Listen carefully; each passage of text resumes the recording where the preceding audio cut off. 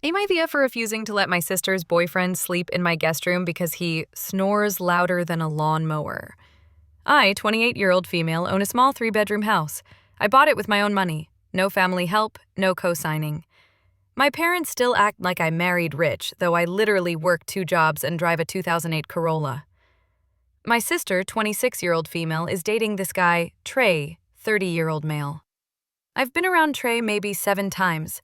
He's fine, sort of a mediocre vibe. He runs a small business making motivational bracelets, I think. He talks like a TED Talk that fell down the stairs. Anyway, my sister tells me they got accepted to a craft market weekend in my city and asks if they can stay at my place. I said yes, as long as they're okay with the guest room being small and the bed being full-size, not queen. She goes, Great. One thing, Trey snores extremely loud, so we actually need your other guest room too. Excuse me? The other guest room is my office. That's where I work. My desk, monitors, invoices, printer, etc. I said, No, I can give you the single guest room. I don't have another sleeping space. She immediately sent like 7 audio messages about how I'm not being hospitable and everyone else in the family always makes room for them. So I called her and said, You can have the guest room. If he snores loud, bring earplugs. I'm not giving up my office. She said if he sleeps next to her, she'll be exhausted and it will ruin her sales, making the weekend not even worth it. I said calmly, Then get an Airbnb. She said, You're making us feel like a burden. You are a burden. That's literally what a burden is, asking for more than the host can offer. Then my mom called. Yes, my mother. She said, Can't you just blow up an air mattress in your living room? No. For 2 adults? For 3 nights? No. I told them again, You can have the guest room. I'm not inventing a second guest suite in a 900-square-foot house. Now my sister isn't speaking to me. My mom is pouting, my dad is neutral, and my sister posted on Instagram, People show their true selves when you need them. LOL. I literally offered exactly what she asked for. Am I the F for refusing to reconfigure my entire house for her boyfriend's sleep habits? Update. Am I the F for refusing to let my sister's boyfriend have a second guest room? So, they came anyway after all that.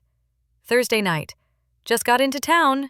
No discussion of sleeping arrangements. They arrived at my door with 2 giant duffel bags, a cooler, and a full-size air mattress still in the box. I asked, What's the air mattress for? My sister, We figured we'd set this up in your living room. I said no. They looked stunned. I pointed to the guest room. That is the only sleeping space. Use it or don't. My sister teared up, literal tears, and said, But he needs his own room. I said, Then get your own Airbnb. Trey, it's only 18 hours of sleep total. Like he was bargaining. I repeated, Guest room or hotel? Then my sister went full manipulation. Do you love me or not? I said, This is not love, this is logistics. She slammed the air mattress back into the box and stormed outside, calling my mom on speaker. My mom, Put them in your office. Me, no. Hung up. They sat on my porch for 40 minutes, like I was a bouncer at a club. Finally, I said, You have 5 minutes to decide if you're staying in the guest room or leaving. They left. They got a motel 2 miles away. Saturday night after the market, my sister texted, We're heading home early. The weekend was kind of ruined. I wish you had been more flexible. I didn't respond. My dad texted later, I'm proud of you. That was a boundary. My mom, You humiliated your sister in front of her partner and I hope you're happy. Now it's a family cold war, but my house is quiet and I slept well. Second update. My mom is now refusing to come to Thanksgiving because of this, so that escalated. Today my mom group texted my sister and me, we usually do Thanksgiving at my house, and said she and my dad will be making other plans for Thanksgiving because it doesn't feel like family after what happened. My dad texted me separately. I did not agree to that text. Apparently my mom thinks I disrespected not just my sister but her because hospitality is a family value. I told my dad he's welcome to still come to Thanksgiving. He said he wants to, but Mom will make it a war if I go without her. So now he's upset he's being punished for supporting my boundary.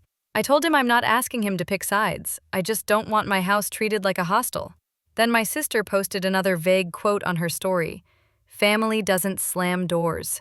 No one slammed a door, they left voluntarily. Now people are DMing me asking what's going on. So I texted my sister, "You need to stop subtweeting me and talk to me or leave me alone." She replied, "I don't want to argue. I just don't want to be around you. You don't like accommodating people, and that's not how I grew up."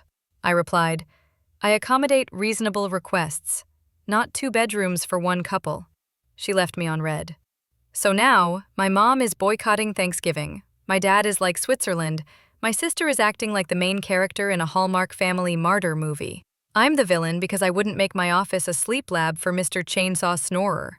I'm still hosting Thanksgiving for whoever wants to show up. Invited 2 close friends. Now it's a whole family fracture because I wouldn't provide 2 bedrooms for 2 people. Update 3. Thanksgiving happened. My parents did not come. My sister did not come. Thanksgiving dinner at my house. Me, my 2 friends, my neighbor, widower. I usually bring him leftovers, so I just invited him this year. And it was actually very nice, calm, adult. Here's why I'm updating. My sister posted a long Instagram story thread on Thanksgiving night. It said things like, "Holidays are hard when some people's pride is bigger than their heart."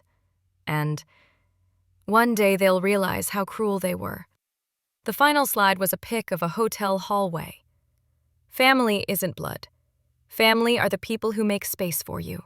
She literally tried to frame the entire holiday as them being exiled because I'm a monster. A friend sent me screenshots. My sister blocked me so I couldn't see it. Yes, blocked. On Thanksgiving. So I texted my dad. This is escalating into character assassination.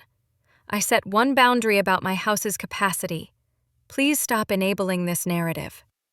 He called me. Twist, my mom was listening on speaker. She jumped in. "You wanted to feel like the superior sister because you have a house." I said, "I bought a small house with my own money. I'm allowed to protect my living space." My mom, "You could have slept in your office and given them your bedroom." I said, "That is not hosting. That is displacement." Mom, "You think too individualistically." My brain melted. Conclusion. Dad apologized for her phrasing. Mom said nothing else. My sister is now calling me classist in a group chat with cousins, screenshotted to me. So now, no more group holidays at my house. If people must sleep on foam to belong, then we're not having functional holidays anyway. I'm not playing the Martyr Olympics. Told my dad he's always welcome one-on-one. He said, "Thank you. I may take you up on that privately." Final update. Christmas was the breaking point. Honestly, I didn't think this saga would go past Thanksgiving, but here we are. Christmas was at my parents' house. I went, mostly to show good faith and to give my dad his gift. My sister and her boyfriend were already there when I arrived. I said hello. My sister gave a tiny fake cough and muttered, "Hope there's enough space for everyone here." I ignored it. My mom served dinner like a tense diplomatic summit. No small talk, nothing normal. Halfway through dinner, my sister said, "I think it's sad when someone has a house but no compassion." I put my fork down and said calmly, "I'm not doing this again. I set one reasonable boundary in my own home, and you all decided to turn it into a morality play." My mom, "You embarrassed us." Me, "You embarrassed yourselves by refusing to respect the size of my house. Hospitality is not martyrdom." My sister stood up, took her plate, and walked to the living room. My mom, "She's allowed to have her feelings." Me, "So am I. And my feeling is this is not a relationship that is safe for me." I picked up my purse, told my dad I loved him, kissed his forehead, and left. Later that night, my dad texted, "I understand why you left. I want you in my life. I will visit you after the holidays." My sister did not text. My mom did not text. So yes, this boundary broke the whole structure. I'm not chasing them. I'm done being the scapegoat because I won't sacrifice my own space to feed their image of family saints. I'm sad, but I'm not sorry.